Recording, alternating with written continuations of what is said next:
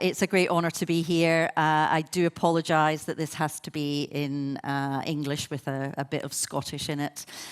Despite having been working in Scandinavia for almost 6 years now, my linguistic capabilities have not changed. But certainly I've changed in many other ways positively, but you guys are just so great at English. I hope you can cope with the next 20 minutes.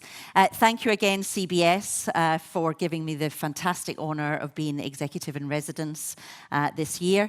And I really, the purpose for me out of this opportunity is not just to impart a bit of knowledge from, I wish it was only 25 years of experience, but even a bit more, but also to get me closer and get TDC as a company closer to the fantastic talent that is generated in CBS and some of the broader networks that CBS work with, like here today. So having worked for over 2 decades in both the FMCG sector, in the telco sector, in the media sector, I have quite some experience in working in ever-changing and very dynamic industries that certainly do not look the same as they did 25 years ago or even 5 years ago because the industries I've been exposed to, and certainly most industries today, are being disrupted at a more rapid rate than in any other era before. Why is that? Well, digitalization is clearly disrupting everything we do, whether you are an individual, a household, a business, a society. Digitalization is opening up the world to many new opportunities, and is making all of us have to rethink our business models to stay successful, to continue to differentiate, and to continue to have a right to be as a company going forward. I think I must say, therefore, that certainly in my career, change is now a constant. And, when I was invited to come along here today, it was, to talk about change as a concept. Well, I think change is embedded in everything we do now. And I like to call myself a bit of a change junkie. I like being in environments that are changing. I come from a financial background, having trained as an accountant in the Scottish whisky industry originally. And that's what good Scottish girls do. And I like to go into environments where the owners, the management, the employees want to change because they see there's going to be benefit from change. And so that's why I was so attracted to the opportunity to join TDC last December, because I'm basically coming in to lead the change of a 140-year-old incumbent into 2 digital startups. And why are we doing that? Well, because of digitalization, because of new competition coming from big tech, and because of new increasing customer demands, we as an industry are having to change because we're not. Once upon a time, we were the only ones that could provide telecom services. And we were very much structured around the 4 regions of Denmark. Our industry has been disrupted by players that we would never have seen 15 years ago, or even 10 years ago. And so for us to continue to stay relevant, we have to think very differently about how we're going to win in the future, because we're not just competing against telcos like ourselves now.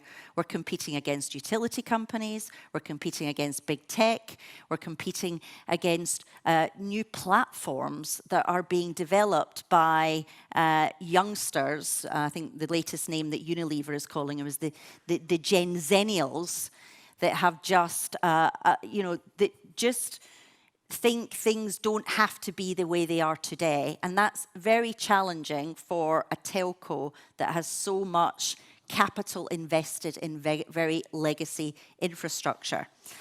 And so what I'll take you through later is how are we evolving into these 2, what we call digital startups that will really allow us to be successful as we move into the next generation. What we are seeing is that change is a constant, and therefore agility and that ability to keep changing is now a fundamental need of leaders, employees, companies. And in fact, if you're in the tech space, you're probably looking at how do I design organizations around agile at scale, or tribes, or chapters. Embedded at the heart of that is the whole concept of agility. And so therefore, how are we addressing that as we go forward with our the next stage of TDC? What we're going through is we're calling it a structural separation of the company. And one of the key things that we've had to get people to embrace first is that concept of the integrated company they used to be a part of is no longer going to be the same company in the future. So the first thing that we've had to focus on is really shifting the mindset of the people in the organization and giving them a new sense of purpose and identity to move forward. I think if you look at some of the most successful companies that have changed over the recent years, it's those that have really gone into the deep mindset and psyche of their organization.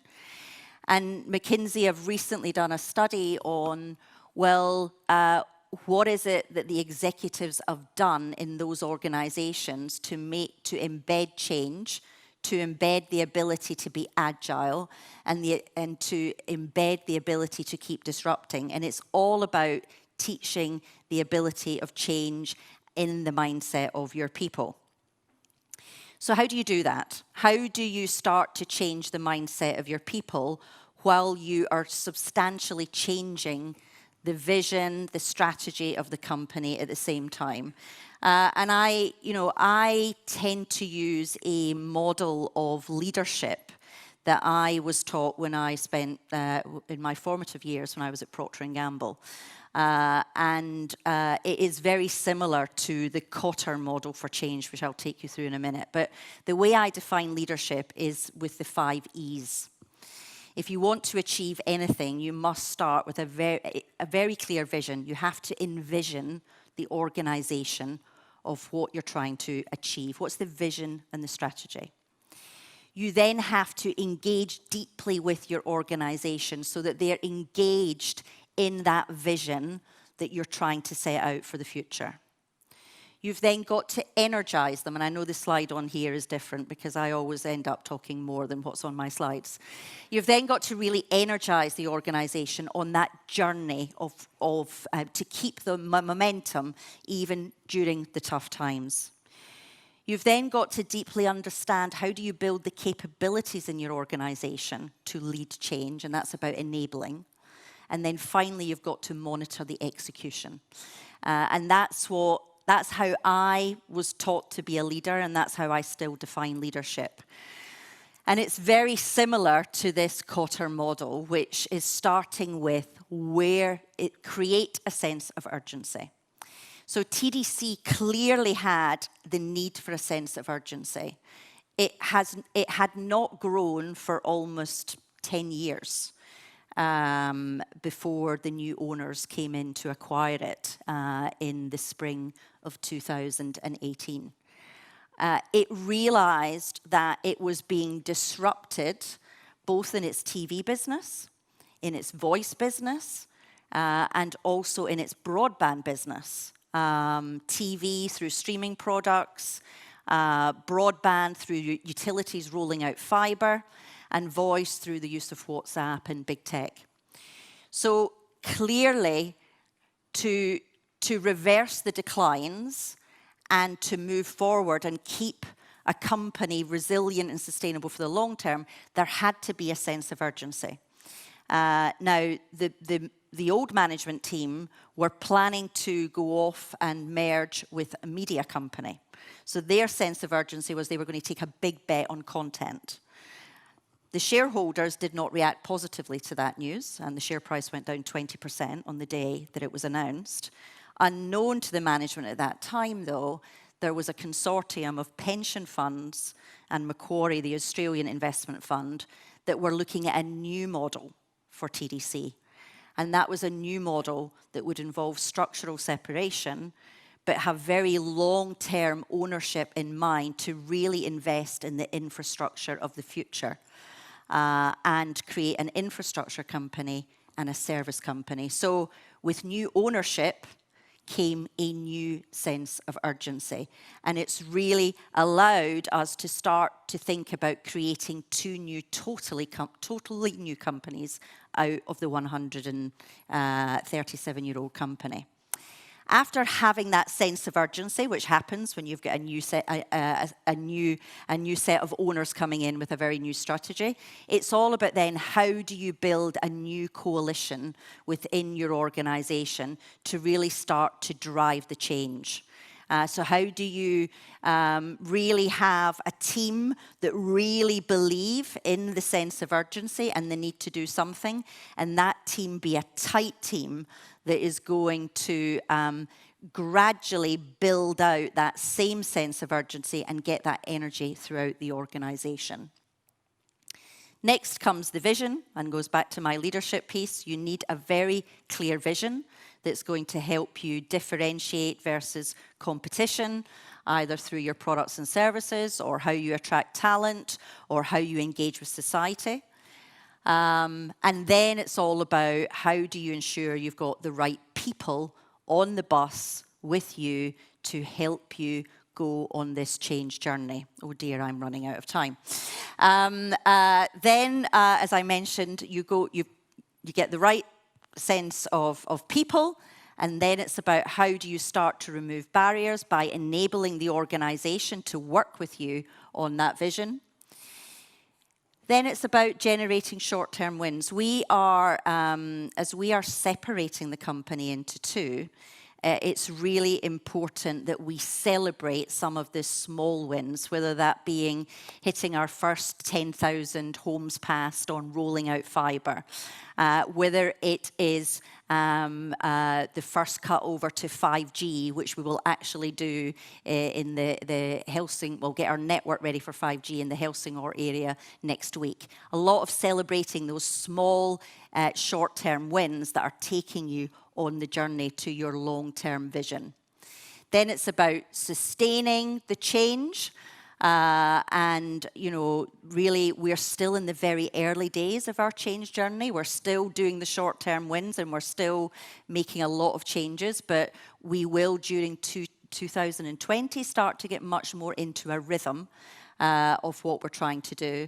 And then clearly it's then institutionalizing the change that's going to be required in the two new companies going forward. So how are we doing that at TDC? First of all, we have created a very clear new sense of purpose for the company. And I don't know whether you've been reading some of the articles recently that have been coming out of Harvard Business Review, BCG, and others.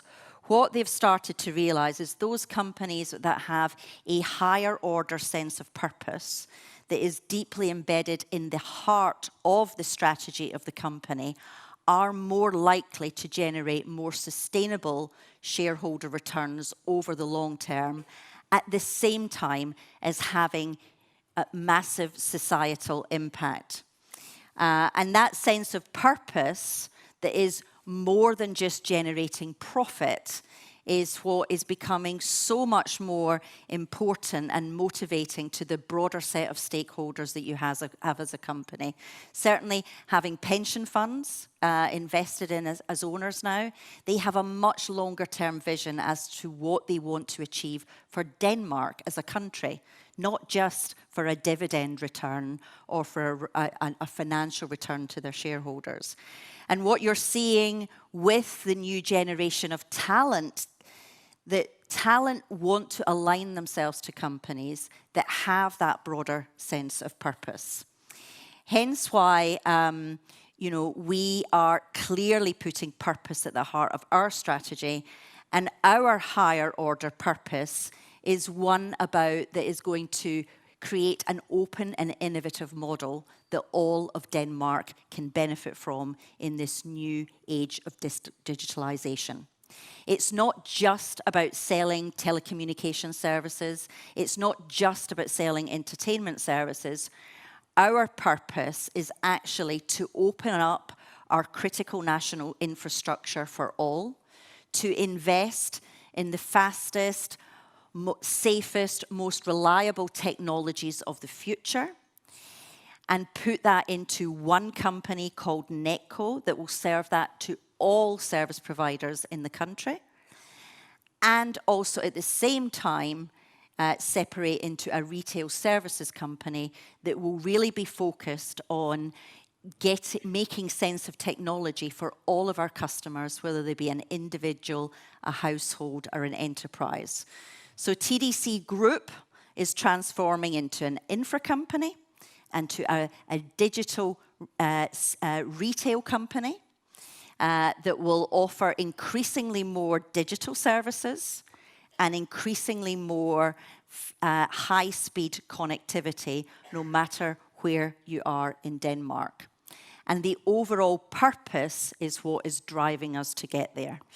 I think I am soon running out of time, but I just hope this gives you a bit of a sense of how a purpose that is much higher order than just selling services is helping us rethink a 140-year-old company in a way that it will better serve all of Denmark in the future, and is driving a higher sense of engagement, purpose, and change in a company that probably could be seen as quite sleepy because it's been around for 140 years and it's telco. So on that, my 20 minutes are up, perfect timing, and I would like to open to Q&A.